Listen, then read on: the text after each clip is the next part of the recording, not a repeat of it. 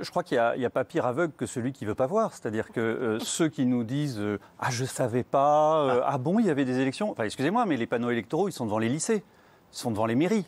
Je pense que tout à chacun, quand il va faire ses courses, quand il sort de chez lui, enfin, je sais bien qu'on était confinés pendant des mois, mais on est sortis, les gens sont sortis, ils sont allés dans les terrasses.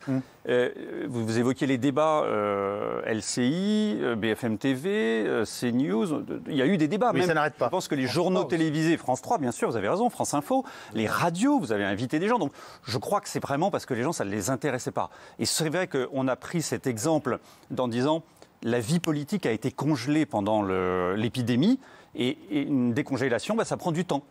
Et je pense que les gens n'étaient pas encore sortis de cet état de congélation et que quand on en sort, le premier réflexe, évidemment, c'est pas d'aller dans un bureau de vote.